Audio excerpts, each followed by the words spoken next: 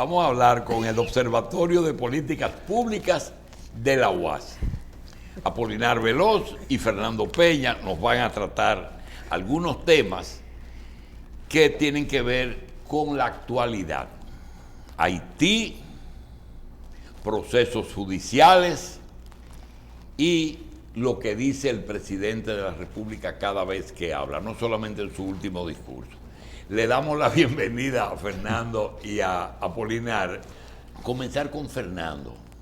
Fernando, hay temas que uno no puede evadir porque el trabajo de nosotros desde el 19 de marzo de 1987 es venir todas las mañanas 4 horas a hablar con el público y no nos puede ni doler la cabeza. Pero hay situaciones que uno no entiende y no nos gusta hablar pendejadas. Independientemente de los antecedentes, ¿qué creen ustedes que pasó en Haití? ¿Quién es el beneficiario de ese crimen, como lo dicen los criminólogos? Mire, yo pienso que hay que tomar como punto de partida para examinar eso el no olvido de los acontecimientos políticos de los últimos años en Haití respecto del gobierno de Jovenel Moïse. ¿Cómo y en qué momento ascendió al poder? ¿Cómo se comportaron los grupos de poder en Haití durante ese periodo? ¿Cuál fue el impacto y el manejo internacional del proceso haitiano de cara al interés no del mundo de las naciones libres y organizadas, no de la llamada comunidad internacional, sino específicamente de los Estados Unidos en la región? Y cómo se fueron desenvolviendo esos grupos al interior de Haití. No olvidemos que una fase primera de ese proceso estuvo condicionada, mucho antes de Jovenel Moïse, por la presencia cubano-venezolana en Haití para los Estados Unidos. Y que esto, que tuvo su expresión máxima en lo que fue la inversión solidaria o de apoyo de Venezuela, particularmente con Petrocaribe. En la exposición tuya, por la edad me obliga a hacerte ciertas interrupciones, sí, porque el Alzheimer me castiga. Esa situación que hizo sentir mal a Estados Unidos la presencia venezolana con la economía, primero, desde cuando Carlos Andrés, que puso a la Trujillo de primer ministra, ¿se acuerda? Y la presencia de la ayuda humanitaria que le dio Cuba a Haití. Pero lo acabamos de vivir.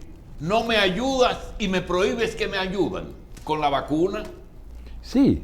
Usted dice en el caso de la República Dominicana, obviamente, para hacer el paralelo entre la actitud frente a Haití y la actitud frente a Dominicana. Me parece inteligentísimo el ejemplo.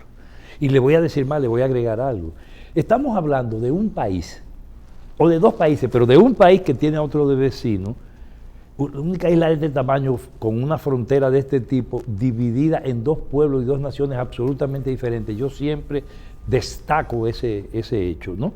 E incluso el primer gran adversario de la colonización, que fue Haití con la independencia de 1804, y el único país también en ese sitio que ha tenido la más masiva intervención norteamericana en un momento de quiebra del Estado. Esos dos hechos se han producido en el único territorio que ha sido 3 veces y media invadido masivamente por los Estados Unidos. O sea, no estamos hablando de cualquier pedazo de tierra en el mundo, sino de esta isla. Hay gente que no le quiere prestar atención a eso, que les vaya bien, sobre todo a muchos analistas y sobre todo a algunos analistas de geopolítica. Ese territorio es el único, doctor, que ha sido visitado por 3 presidentes norteamericanos en la misma área, en el mismo sitio y prácticamente por las mismas razones. Y los 3, de alguna forma, estuvieron involucrados. Uno primero por razones políticas, caso Carter, pero los otros 2 con negocios en Haití. Así es. Y visitaron justamente el área o se preocupan y se han preocupado fundamentalmente por el área norte de Haití, que además, el área de la frontera norte con la República Dominicana, que además es un área que tiene un interés tan especial, que tiene una presencia muy particular de la inteligencia israelí, y no lo digo yo, usted entra al internet y lo encuentra, con la particularidad de que durante el periodo de gobierno de Jovenel Moïse le entregaron en forma de privatización a una empresa israelí el control de las 3 fronteras de Haití, aire, mar y tierra. Y yo digo, no hay que ir a buscar documentos, vayan al internet, porque son cosas públicas que siempre se silencian y que no quieren ser analizadas. Justamente en un área y en un espacio de control que usted no lo ve con el nivel de convulsión que usted encuentra en Puerto Príncipe, que es toda la parte de Haití que va del plato central mató al tipo? Hacia el norte. Ya vamos a llegar. Entonces, te metiste en 1802. No, 1808. yo estoy en la actualidad. Yo estoy en la actualidad, le estoy diciendo. Primer país libre de América. Le estoy hablando. Primer país ya que hace lucha rato, por la antiesclavitud. Pero esta licitación de los israelíes es en la actualidad. Ahora, en el gobierno de Jovenel Moïse. Yo no le estoy hablando del pasado, es ahora. Y le estoy hablando. Por la geolocalización de Haití. Por eso es un problema clave en ese sentido. Pero no solo eso tiene que ver también con cuestiones económicas importantes. Por ejemplo, de la investigación y la exploración minera.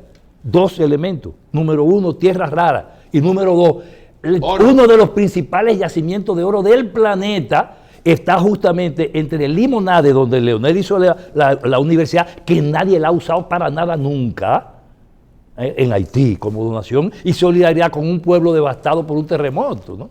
Entonces, o devastado por la miseria y por la pobreza, que además tiene una conexión como yacimiento con la República Dominicana en lo que se llama el vínculo entre la concepción minera, entre el yacimiento minero La Miel en Haití, que es el mismo que se llama el Valle de la Miel, Neita en la República Dominicana. Entonces, cuando vemos eso y usted encuentra quiénes están ahí, usted encuentra Barrick Gold y Gold Corp y Unigol, las mismas Gold. ¿Y Clinton qué tiene que ver en esa vaina? Hay los negocios, pero además, porque, para que no nos metamos por ahí, porque yo quiero responder su pregunta de mucho más actualidad, yo creo que es importante examinar eso como elementos que tienen que ayudar, no es a la política ficción, sino a la realpolitik, a lo que pasa en los hechos, en la concreta, que permite el comportamiento de los grupos económicos. Y viniéndole a la actualidad, entonces usted encuentra que Haití ha estado bajo la égida de 3 tipos de grupos de poder económico fundamentales. Número 1, los grupos tradicionales de Haití, digamos que de fortunas y riquezas medias, que están todos, absolutamente todos, vinculados al negocio ilegal, sobre todo a los negocios que tienen que ver con el lavado de dinero y con el narcotráfico. En Haití. Y esos grupos, incluso una parte de ellos, tiene inversiones importantísimas en la República Dominicana. Son dueños hasta de cadenas de estaciones de gasolina. O lo han sido aquí, en la República Dominicana. Todos esos grupos son socios de parte de los grupos económicos dominicanos y particularmente de los últimos grupos, sobre todo eso que usted llama y llamamos aquí alguna vez cuando estudiamos los grupos económicos de teología desconocida, que tienen vínculos en Haití. Y hay grupos y nombres, familias pequeñas, poquitas en Haití, bien articuladas a la República Dominicana, que tienen que ver con negocios de bienes raíces, con negocios de seguridad, con negocios de energía y que tienen que ver sobre todo con comercio. Entonces, esa realidad en un país sin instituciones, en un país partido 1000 veces por la llamada comunidad internacional o en nombre de la comunidad internacional, tiene la desgracia de ser el pasto de bandas organizadas y de mafias articuladas fundamentalmente al narcotráfico, que tienen su asiento principal en Puerto Príncipe y la zona de Gonaïves. Y la República Dominicana, aquí grupos económicos saben muy bien lo que estamos diciendo. Esos serán temas probablemente ulteriores. En el marco de una realidad así, donde la tradición haitiana política institucional tiene características muy específicas, era evidente que el último periodo, el último año para Jovenel Moïse tenía que ser insufrible.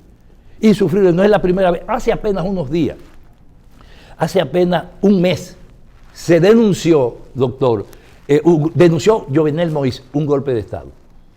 Y miren lo que ocurre. 31 miembros, dicen ellos, de su seguridad, no hay un solo herido en su casa. Uno solo no hay herido. Los hijos no tuvieron problemas. La mujer no murió, está herida. La llevaron justo a Estados Unidos. Es un dato muy especial. A Aristide lo llevaron hace un mes a Cuba, o hace algunas semanas a Cuba con COVID. Lo sacaron de Haití y le permitieron ir al tratamiento en Cuba por COVID. Jovenel Moïse tiene 14 balazos. 4 de ellos en la cabeza, 1 en cada ojo y 2 más. Tiene una pierna rota, un brazo roto y tiene un pie roto. Son datos públicos. Dígame en qué contexto un asalto se produce así y no se parece eso a la práctica tradicional de conducta de los grupos mafiosos. Son datos que están públicos. Lo que pasa es que aquí hay gente que se va exclusivamente... La suerte que no había un dominicano porque se nos hubiera pegado a nosotros no, esta vaina. Oiga, no, la primera información dice que el grupo que operó... Hablaba español. Sí, y no, vino pero aquí. que pasó por la República Dominicana. Y es la primera vez. Usted recuerda a Guy Philippe y el caso de Guy Philippe. Sí. ¿En qué se asoció y cómo actuó supuestamente desde el territorio dominicano? Pero además, esos grupos tienen sus negocios aquí, hasta en la capital usted tiene espacios que son de ellos, de los grandes inversionistas uno, porque no es la pequeña Haití del mercado modelo. No es esa. Son otras inversiones y usted lo encuentra en zonas altas de este país. Usted lo encuentra en la parte este, usted lo encuentra en Punta Cana y en esa zona. Sí. Sus inversiones públicas. Sí, pero lo que tú me estás diciendo es que el contexto es complejo. Métodos típicamente mafiosos se mezclan con supuestas autoridades cuando esas autoridades se retiraron. Entonces, para que actúen. Es enteramente posible. Lo que le estoy planteando en técnica de análisis de escenario es un escenario muy importante. Aquí hay un asesinato, la muerte de un presidente, un magnicidio, en condiciones tan especiales que siempre va a ser un hecho político porque es un presidente que está matando. Lo pueden, se puede haber muerto de muerte natural y se convierte en un hecho político. La excusa es que se identificaron como DEA, pero yo entiendo que si llegan a la casa privada, particular, de cualquier presidente del mundo y le dicen somos la DEA, igual no tienen la puerta abierta. No, pero además, por Dios, y la seguridad del presidente. A eso me refiero. Y los organismos internacionales presentes ahí, se le pasó esa a la CIA norteamericana. No tiene. Sí, pero era un presidente totalmente impopular, nadie lo quería. Pero ocurre que no fue el pueblo que, fíjese cuál ha sido la reacción del pueblo haitiano. La reacción del pueblo haitiano fue en la calle. Un pueblo que tiene años movilizado por encima del imperio. Fue la calle, no fue el recogimiento absoluto. Pero ellos fue que apresaron a los criminales, el mismo algunos, pueblo, sí. Desde que vieron gente rara. Pero mire qué casualidad, hay 2 prisioneros que nadie ha hablado con ellos, que no se sabe lo que han planteado y lo que han dicho. Ojo, hay 4 de los operativos, dicen, asesinados ya, que murieron. Bien. Y ojo, y hay alrededor de 20 presos, fundamentalmente colombianos. Bien. Nosotros no podemos utilizar todo el programa y yo tampoco quiero meter a Apolinar en el tema haitiano del crimen. Apolinar, la economía dominicana, según los números de ustedes, hablando de lo que no se dice ni se computa, pero es una realidad. Por ejemplo, en el costo de la salud, nosotros no incluimos una cantidad de ciudadanos haitianos que tenemos por humanidad que darle servicio, pero no está en el presupuesto. En el presupuesto de la nación, ¿cuánto tú crees que le cuesta ese servicio a esa comunidad aquí y allá? Inclusive ya se dijo que los mercados binacionales están cerrados y que eso perjudica la economía de aquí. ¿Quién es el gran beneficiario del intercambio comercial? ¿Es Haití o somos nosotros? Nosotros yo creo que con el único país que compite es la industria dominicana con Haití, porque Haití no produce nada. Entonces nosotros somos ahí como los Estados Unidos para República Dominicana. ¿Y de dónde ellos buscan su presupuesto? El presupuesto son donaciones internacionales y obviamente tienen algunos negocios. Y Haití, digamos, necesita prácticamente de todo. Sí, mira, Haití se me parece una situación. En el año 73, yo visité el Líbano y me encontré raro una cosa, que el país estaba devastado, pero que los profesores impartían docencia y que cobraban su sueldo. Y yo decía, pero qué economía más rara, no se produce un peso y le pagan a los maestros. Y preguntando, dice, no, es que hay países árabes que tenían dinero en los bancos de aquí y siguen ayudando el presupuesto. Y se me parece a Haití. No produce nada, pero hay 10 millones de ciudadanos que comen. Comen todos de aquí. No, la ayuda es internacionales. Obviamente que nadie le regala de República Dominicana nada a Haití, excepto cuando ocurrió el terremoto del 2010. Pero evidentemente que hay recursos, hay una pequeña producción, no sé, digamos, de qué tamaño es, pero hay una determinada producción allá. Y también ellos tienen la recepción de donaciones, que es fundamentalmente el presupuesto. Ahora, ¿eso alcanza para toda la población? Evidentemente que no, porque el país más pobre del hemisferio es justamente Haití. Entonces, depende mucho de las donaciones, depende mucho de la caridad internacional.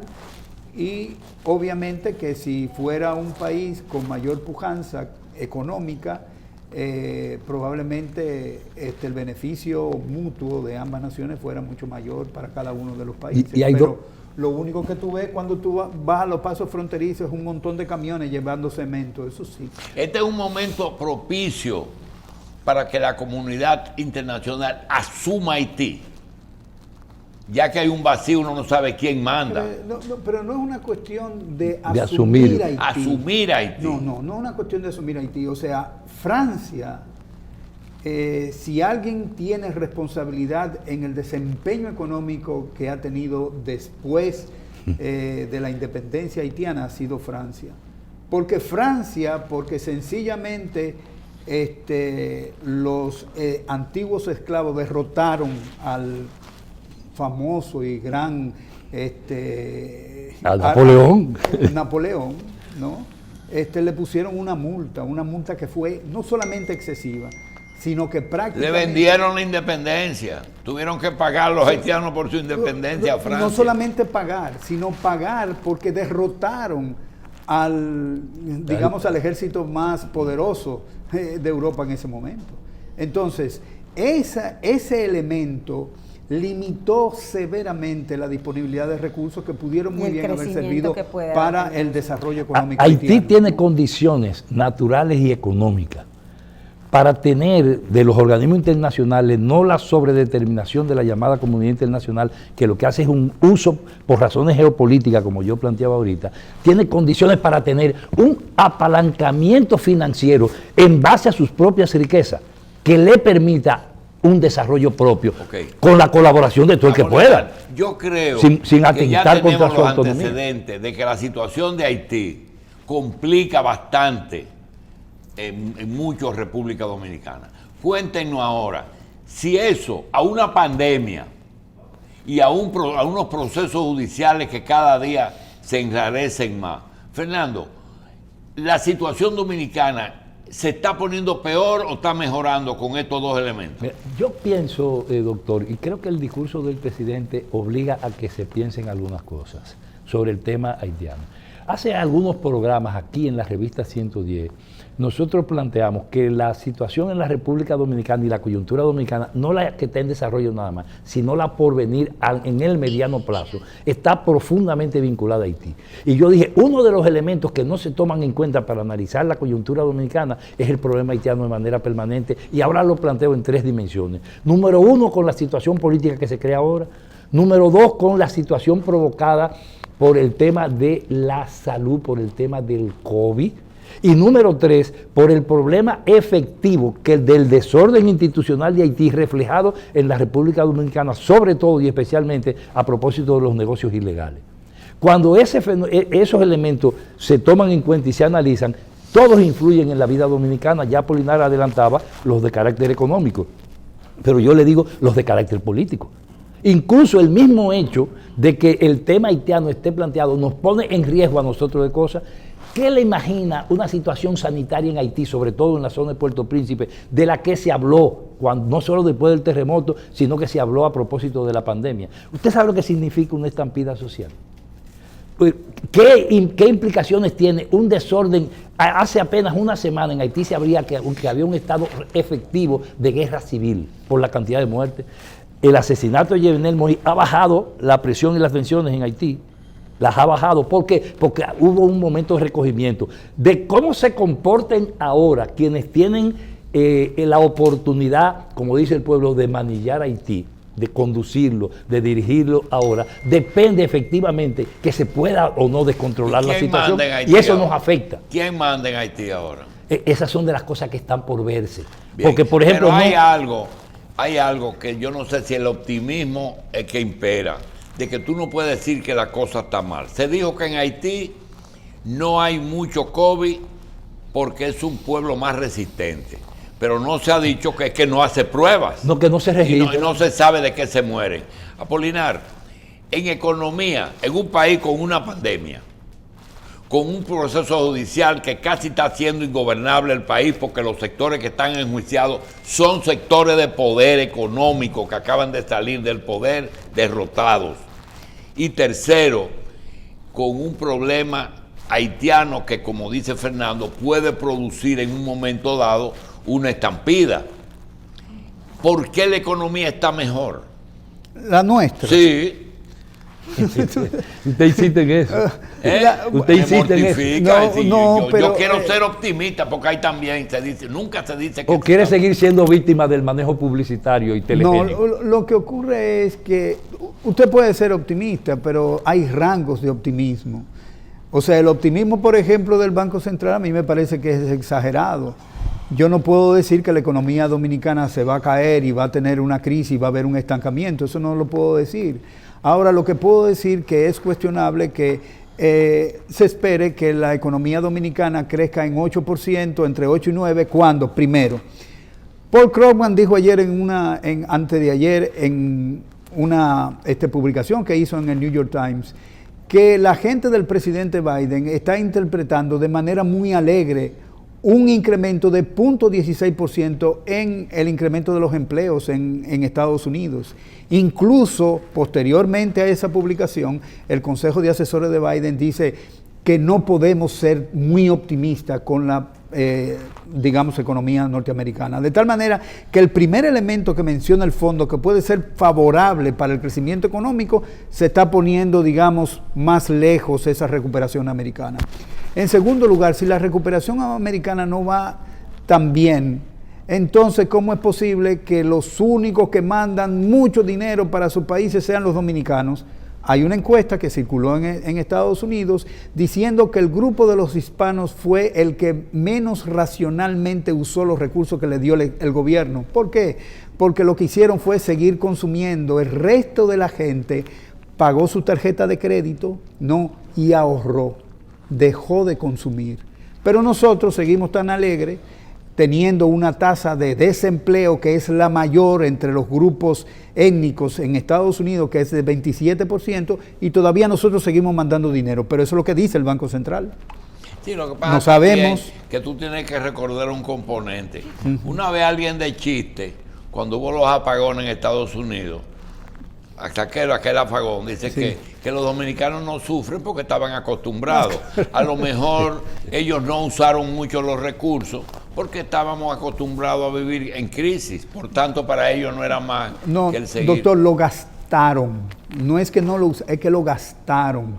Los otros grupos pensaron en el futuro y dijeron, déjame resolver el problema de mi deuda, y pagaron su tarjeta de crédito y se limpiaron para poder seguir adelante. Pero además, la inversión extranjera directa, aquí dicen que van a llegar $3,000 millones, alrededor de $3,000 millones de inversión extranjera directa, pero usted sabe lo que es eso, que los inversionistas extranjeros reinvierten en República Dominicana. No son nuevos inversionistas. Entonces, no es que sean nuevos, sino que lo que dice el Banco Central es que van a entrar dólares. No entran dólares. son reinversiones de sus ganancias. De tal manera que lo que ellos le dicen al fondo, que esa nueva entrada de dólares van a servir para financiar el déficit de la cuenta corriente, no es cierto.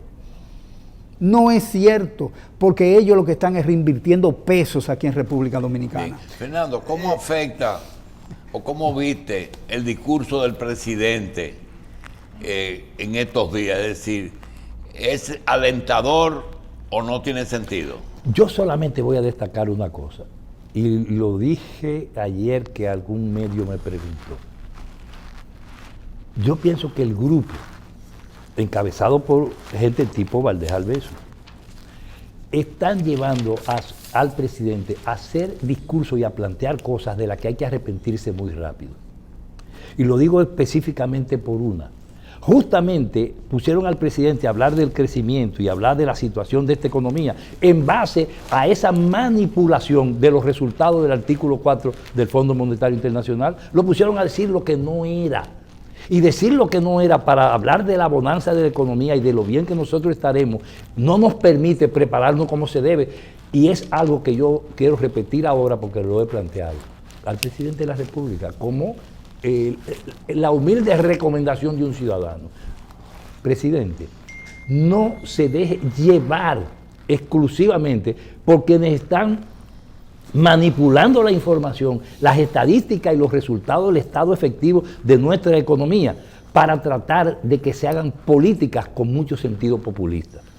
Hay que ser realista en estas condiciones y sobre todo para no seguir sirviendo a los intereses de esos grupos que hacíamos referencia ahorita, que son los que quieren presentar y ver la situación de esa manera para poder seguir haciendo negocio. Lo que el Fondo Monetario dijo no fue lo que le pusieron a usted a decir, y eso obliga a pensar con mucho cuidado hacia dónde se dirige no solo la política pública, sino cómo se maneja la cosa desde el Poder Ejecutivo en un país con una situación con la particularidad que tenemos y que ha sido descrita precisamente a propósito de examinar ese último documento y esa última información dada sobre nuestra economía salida del Fondo Monetario Internacional. Mira, gobernar necesita muchas cualidades, sobre todo después que tú sabes que eres presidente, porque hay una pasantía, que no son los 100 días, sino las experiencias. No es lo mismo, por ejemplo, el cuento que nos hicieron ayer, cuando Balaguer regresa en el 86, los teléfonos celulares no estaban funcionando, y él quería ver a una persona, y le dicen: presidente, fulano salió para Santiago. Dice: ¿cuándo salió? Dice: está saliendo ahora mismo. Dice: llamen a la cumbre y díganle que se devuelva. Balaguer tenía ya 50 años que se sabía esa historia. Eso no lo hace Luis. Llamen a la cumbre para que se devuelva. Eso lo hace la razón por la que yo creo que cuando tú tienes experiencia ya es muy tarde y tienes que irte del poder. Se necesita talento, Luis lo tiene. Se necesita experiencia, la está tomando. Pero quiero despedirme con algo que no quisiera que se me alargue mucho. Y es esto. Me puse a escribir el fin de semana pasado las cosas por las que todo dominicano tiene que cerrar fila con este gobierno. No importa que lo quiera o no.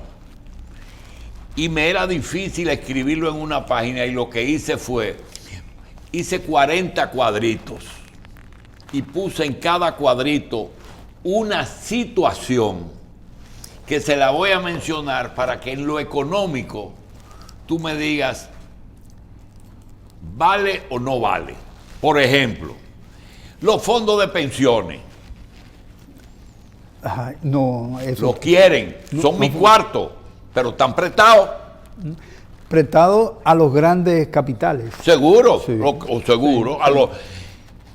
Apolinar, cuando se discutieron las ARS y los fondos de pensiones, en un mes habían aprobado la ley de fondos de pensiones. Y se cogieron 2 años para discutir el tema de la salud.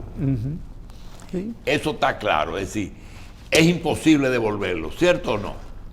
No, lo que están, o sea, algunas personas están solicitando que se le entregue parte de los ahorros. 30%. 30%. Bueno, 30 o lo que sea, 30% que para justamente tratar de ayudar a salir ayudar a resolver parte de los problemas que ha generado la pandemia. Y la indexación y la historia de Chile y de España con los fondos, ¿no nos va a valer esa experiencia? Claro, pero usted sabe qué es lo que pasa. Hay una institucionalidad distinta a la República Dominicana. Bien. Porque, por ejemplo, en Chile se pueden usar, pero eso significa que parte de la rentabilidad que se consiguió con esos fondos también deben ir a los fondos de pensión y a los trabajadores. Bien. Y además Aquí que el uso que se ha dado ha sido incluso contra la propia ley. El fondo de pensiones. El toque de queda cierra una serie de operaciones comerciales de un mundo que se mueve de noche y presiona para una apertura.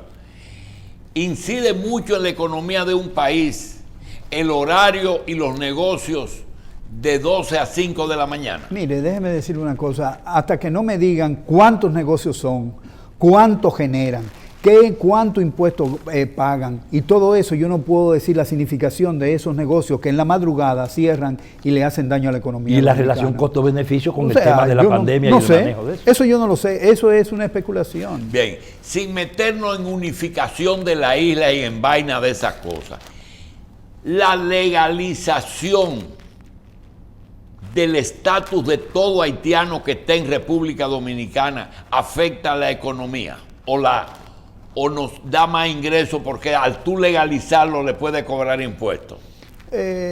Mire, la legalización, todos los ciudadanos deben tener un estatus migratorio, o sea, debe cumplirse con la ley, deben tenerlo. Ahora, que si eso afecta o no a la economía de que le tengan un estatus legal o no, no le afecta. No caigas en el error de tener la respuesta de los que no quieren hablar de eso. No.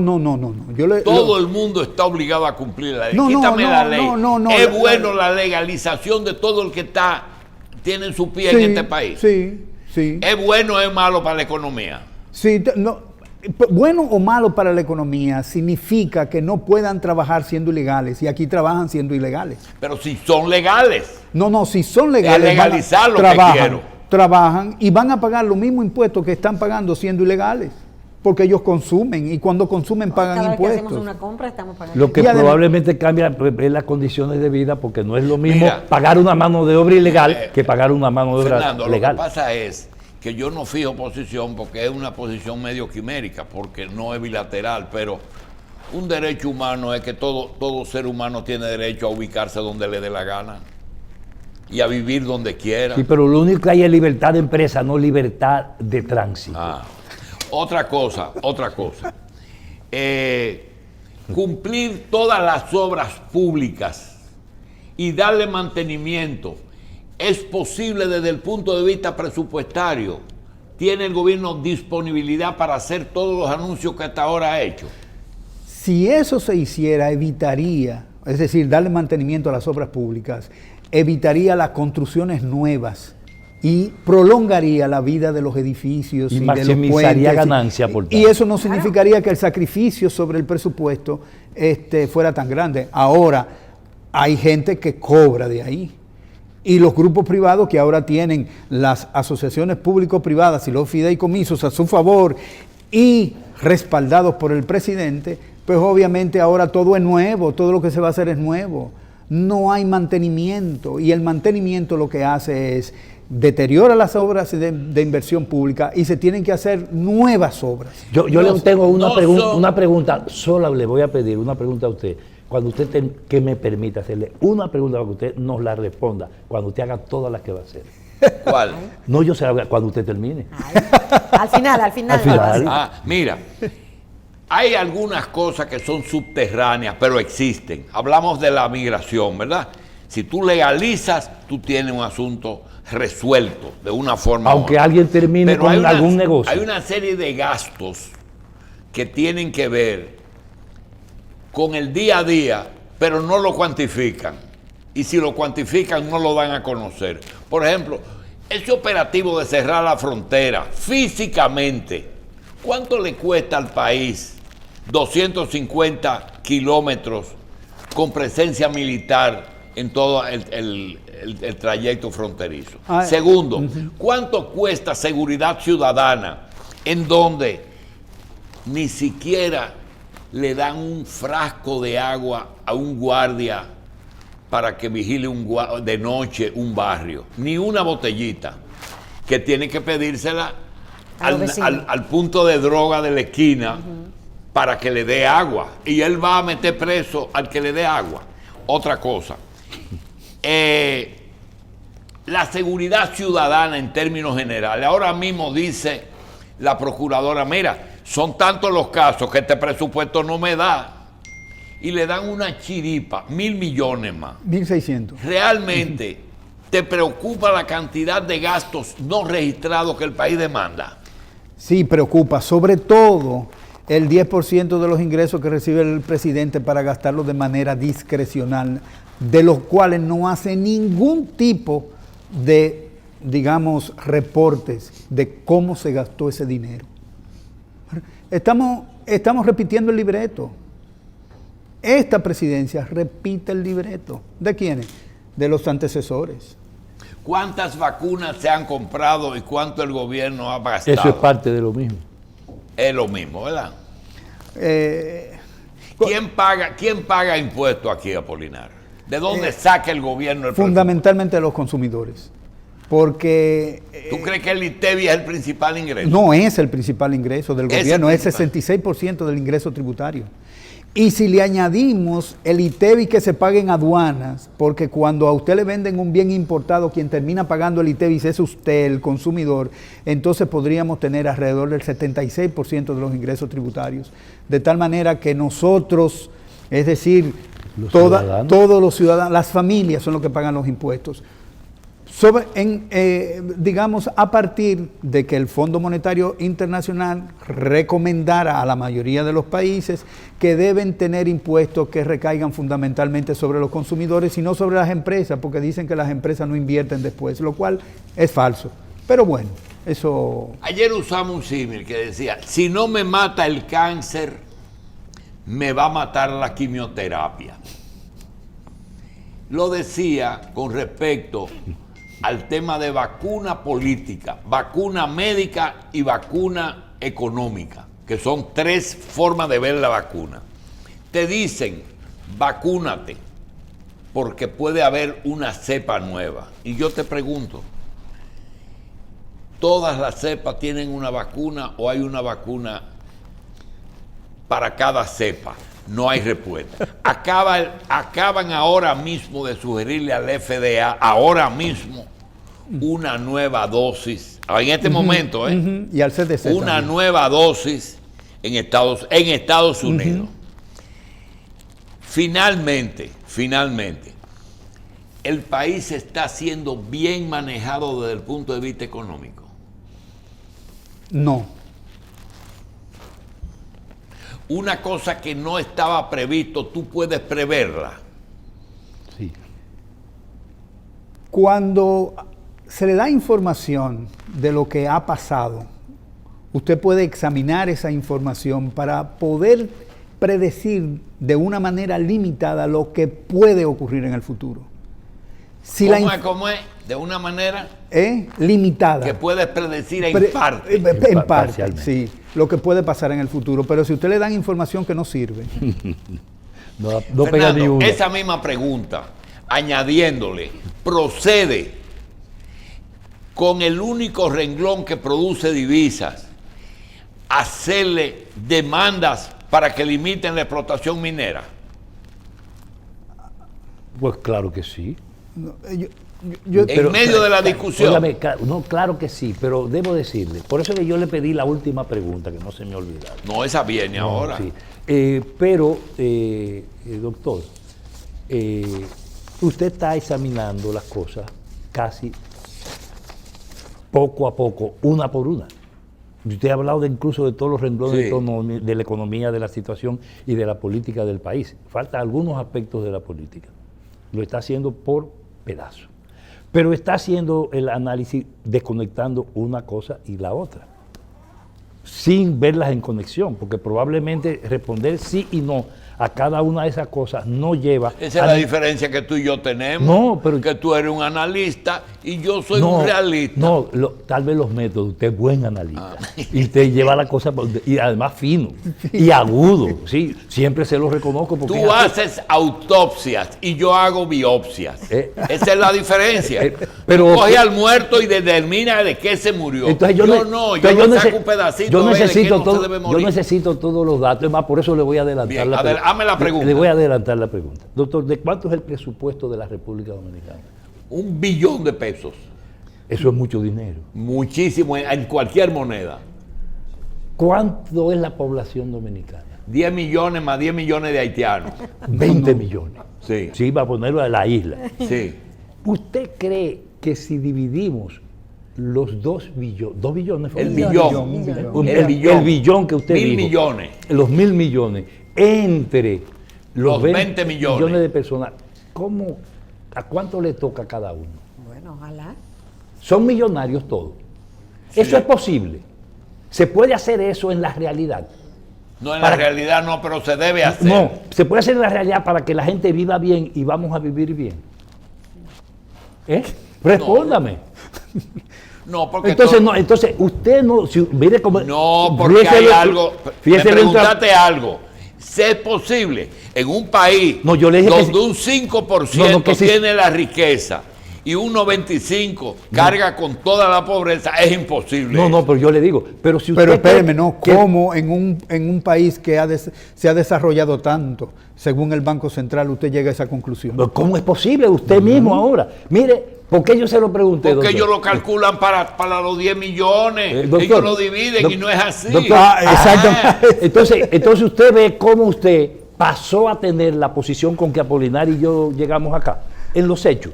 Eso no es posible. Una economía, un país, la vida no se maneja de esa manera. Entonces siempre hay que buscar la causa del problema. Cuando usted hace la pregunta, por ejemplo, de los haitianos trabajando aquí y lo que nos cuesta, yo le voy a hacer una pregunta y me voy a ir a un dato de Ernest Mandel, hablando de la economía norteamericana, y de un troquista belga analizando la economía norteamericana. Doctor, ¿cuánto le cuestan los inmigrantes a los Estados Unidos? O nada, le aportan muchísimo. No, miles de millones de dólares le tocan. ¿Cuánto nos cuestan los haitianos? Muchísimo dinero. Ahora, ¿cuánto dejan los haitianos aquí? Más de lo que nosotros le dejamos. ¿A quién se lo dejan? A los ricos. Entonces ellos son los responsables del negocio de los haitianos, ¿o no? No, es que tú estás hablando como si nosotros tuviéramos posiciones diferentes. Yo lo que quiero es que los que nos están escuchando entienda que cada vez que usted estaba haciendo una pregunta particular, las respuestas no pueden ser tomadas en particular. Cuando el banco te da una cifra, divide entre los 10 millones y no es entre los 10. Y aquí se están produciendo divisas. ¿Quién y para quién? Usted no me puede juntar el salario de pocos que ganan muchísimo dinero, hasta más que el presidente de los Estados Unidos, con el salario del miserable que no tiene nada. Y entonces me le sacan una media. Y dice, los dominicanos ganan promedio tanto. No, eso no es verdad. Mira, Apolinar, gracias. Fernando, gracias. Yo quiero 2 minutos para que Kelvin, aparentemente no tiene nada que ver con los temas tratados, pero tiene que ver con la forma en que nosotros manejamos los temas. Hay una situación aquí ahora mismo que se está luchando por la igualdad de género. Yo estoy de acuerdo. Pero ¿por qué no se estudian el origen de la violencia que hay? No, hay que condenarlo, y yo estoy de acuerdo que lo condenen. Pero ¿por qué no hacen un estudio de por qué hay violencia? ¿Tú no aparece un estudio? Aparece un estudio de que el hombre mata a las mujeres. No te lo difunden, pero estudios hay, y muy buenos. Ok, pues mira uno que te voy a enseñar. ¿Por qué no se estudia el factor provocación, el factor psicológico que produce una mujer en un hombre? Antes de empezar a hablar pendejadas de que el hombre es un monstruo. Mira eso. Espera un momento. Yo le quiero hacer una pregunta al final. Te voy a dejar, porque te voy a dejar. Si no, eso, plantear la cosa así, no es correcto de su parte, si no deja que uno analice el tema. Sí, usted tiene que dejarlo, porque aquí estamos en una discusión, en una conversación, donde no está hablando usted solo de un tema que no estaba puesto y que usted trajo por los moños. No, yo no Yo traje, le quiero nada más que usted me permita decir terminado, algo. Fernando. Es para justificar mi actuación. Ya esto yo me había despedido. Y te digo, y ahora quiero enseñar que yo me despida también. Yo no te hice acusación. No, que nos despidamos. No es acusación. Es el tema, es el imaginario. Es lo que esto significa frente a la gente que nos ve y nos escucha. ¿Qué significa entonces? Entonces yo le voy a decir. Hay que examinar qué cuesta eso. Eso dije. ¿Cuáles son los factores de provocación? Ojo, yo quiero que examinemos quién educó a la mujer que hace esos actos de provocación y al hombre también. ¿Quién lo educó y para qué lo educó? ¿Y quién es responsable de eso? Porque usted me está buscando la causa. No me comience la causa a la mitad del camino, por Dios. No me haga lo de Balaguer. Usted está yendo al origen y yo no. No, pues claro que sí. Usted no se está yendo. Usted se está yendo a uno de los efectos. Ese elemento, dígame, ¿quién vende pintalabio? Dígame, ¿quién vende bikini? La manera de vestir de una mujer y hacer lo que quiera no justifica una agresión. Por Dios. Para nada. No lo justifica. No, pero además las enseñan a hacer de una manera y a usted también. ¿Quién la enseña? La sociedad. La sociedad. ¿Quién le enseña? ¿La mamá o el hombre? No, no es la familia. Mis hijos no son mis hijos, son los hijos de los demás. Mis hijos no aprenden lo que ven en mi casa. Dígame si es más importante la escuela a las 4 paredes donde mandamos el muchachito que la televisión y la radio, que este programa. Esto no enseña más que 40 escuelas, doctor. No me traigas un pelifustán a esta casa. Tráeme un hombre que nos resuelva el problema todito. No solo eso, pero al final de la jornada. Yo tengo mi gallo suelto. Amarre su gallina. Amarren su gallina. Fernando, dejamos esa agenda, pero yo te quería enseñar toda esa buena. No, pero yo quiero que usted abra con eso la discusión de un tema en otro plano. Te quería enseñar a esa mujer y me la quitó Kelvin. No, que sigamos, que discutamos en profundidad el tema, ese tema como un tema aparte. Es injusto enseñarle manjares a los que están muriéndose de hambre. No, pero lo hacen muy bien, porque incluso, mire, una riquita, lo hacen.